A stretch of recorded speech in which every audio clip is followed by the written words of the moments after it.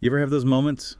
Like you're facing something really daunting, Oh, yeah. That feeling of just being completely overwhelmed. and feeling kind of alone in it, like your own, resources just Hmm. aren't cutting it. That sense of separation. Okay, yeah, let's really explore that. Because today we're going to dive deep into an idea, a really powerful one, I think, that offers something different. We're looking at lesson 183 from A Course in Miracles. Exactly. I call upon God's name and on my own. Simple words, but wow. They really are. And what's so fascinating, I find, is the unity it points to. It's not really about asking some like distant power for help. Right. It's more about recognizing something already in you. Precisely. A connection that's, well, deeply ingrained, part of your very being. And when you really feel that, it's not just a nice thought, it can actually dissolve that sense of being separate that causes so much trouble. Yeah, it's like realizing the little bit of courage you think you have isn't so little after all. It's connected to something huge, an inexhaustible source. Exactly. So when the lesson says, call upon God's name and on my own, Uh-huh. what's the real heart of that? Good question.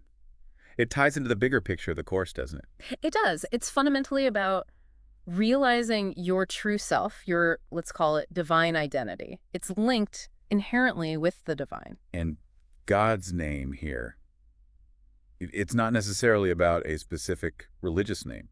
Not necessarily, no. It's more a pointer towards that universal source, Mhm. the love, the wisdom, the power behind everything, that divine essence. So calling on both names isn't two separate actions. Not at all. It's one single act of acknowledging the divinity that's right there within you, like you're consciously tuning in, to that shared frequency. Okay, so the mission for this deep dive then is really getting a handle on how consciously doing that, invoking that connection, can change things, like fundamentally shift how we experience life How it unlocks that inner strength we mentioned. and gives you a new way to look at those challenges that feel so overwhelming sometimes. That's the goal. Welcome to Daily Harmony. So let's start with that core idea, the dual invocation, as the briefing called it. The lesson really stresses invoking God's name alongside our own. That word alongside feels important. It's not instead of or before. Exactly. It underscores the interconnectedness, the idea that you, your own being, aren't separate from that divine source. It's a partnership. Right, so it's not like reaching out to something out there and then tacking yourself on at the end. It's a simultaneous thing, a recognition. hmm And as you pointed out from the notes, the lesson teaches that by recognizing this connection, that's how we access the strength and guidance we need. Yeah, it moves us past that feeling of being this isolated little self fighting the world alone. And building right on that, this idea of interconnectedness, it leads straight into thinking about our sacred identity. Okay, tell me more about that. Well, when you invoke your own name right there with God's, you're doing more than just identifying yourself, aren't you? Yeah, it feels deeper than that, You're affirming your fundamental nature. You're saying, I am intrinsically linked to the divine. I am an expression of the divine. which speaks to that inherent value, that strength we all possess deep down, even when we don't feel it. Absolutely. It's Yeah. like saying, okay, this is me navigating the world, but my core, my essence, is part of something infinitely loving, infinitely powerful. I like how the source material put it. Calling upon God is not merely a plea for help, but an acknowledgement of our divine identity and the strength that comes from it. Yes, that shifts everything, doesn't it? Prayer isn't coming from a place of lack or desperation anymore. It's coming from a place of knowing your connection, of inherent wholeness. Which then brings up a really practical point. If we grasp this divine identity, how does it actually, show up in our messy everyday Right. lives? How does it help when things get tough? Well, the lesson suggests that by consciously recognizing this link, we tap into that internal reservoir, that strength, that guidance. It's already there. So it shifts us away from always looking outside for the answers or for someone to fix things. Exactly. Less reliance on purely external solutions or, waiting for intervention. That makes sense.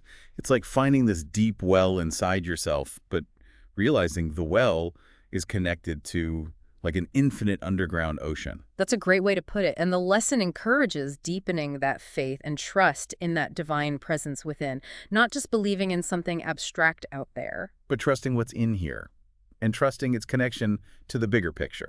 And this is where it gets really practical, really useful. The sources give some concrete ways to bring this into your life. Like the daily invocation idea. Yes. Just starting the day by consciously calling upon God's name and your own, making it intentional. That sample prayer. I call upon God's name and my own for guidance and strength today. It sounds so simple. But it's potent, isn't it? It sets an intention right away. It's like saying, okay, I'm remembering this connection today. I'm accessing these resources. It becomes a daily reminder, a way to orient yourself. Precisely. And then there's the idea of using it as a kind of mindfulness practice throughout the day. How does that work? The suggestion is to just pause.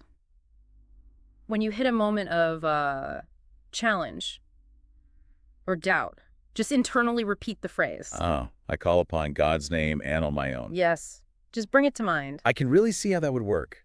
Like in the middle of feeling stressed or anxious, saying that, it's like hitting a pause button on the negativity It is. It's like a little circuit breaker for the mind. It interrupts that downward spiral. and brings you back to that awareness of your connection, your inherent strength. Exactly that. It gently redirects your focus. Instead of getting totally lost in the fear or the doubt, you consciously re-anchor yourself. It's a tool, really, a powerful one for managing your inner state.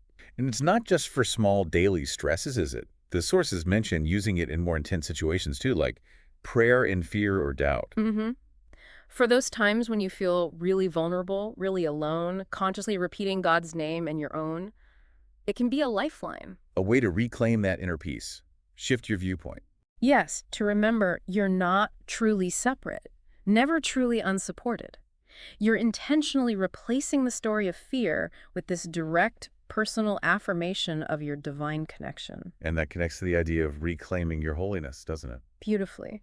By stressing that inherent link to the divine, the lesson is also reminding you of your inherent worth, your fundamental goodness, your holiness. It's like chipping away all the stuff we layer on top, the self-doubt, the feeling not good enough to get back to that core light that's always there. That's exactly it. Now, the sources also suggest some experiential exercises, which I think are really important. Yeah, because just thinking about it isn't the same as feeling it, right? Absolutely. Direct experience is what makes it real, what allows it to become part of how you actually live. So what kind of exercises? Well, one suggestion is meditation. Just taking 5 or 10 minutes, focusing quietly on the phrase, I call upon God's name and on my own. And visualizing, maybe. Yeah, maybe visualizing a light, something gentle, representing that divine connection growing stronger as you focus. It helps cultivate a felt sense of this unity. That sounds powerful. And the journaling idea, too. Mm-hmm. Reflecting on a time you did feel disconnected. And then asking yourself, how might calling on God's name and my own have changed that moment? That really makes you connect the teaching to your own life, your own history. It's not just abstract anymore. Exactly. And that reflection question they suggest, how does recognizing the power of calling upon God's name and my own change my perception of the challenges I face? Wow, yeah. That's a big one to sit with. It really prompts you to engage actively. How would your responses change? How might the problems themselves look different through this lens of, well, empowerment and divine connection? And all of this ultimately is guiding us towards understanding our oneness with the Creator. That's the heart of it. It's moving beyond seeing ourselves as separate beings asking for favors. And instead recognizing that intrinsic relationship, that unity. Yes, with that source, that universal love, strength, guidance, however you conceive of it, beyond specific religious boxes. Okay, so if we were to sum this all up, Yeah. what's the absolute key takeaway? I think the core insight is this.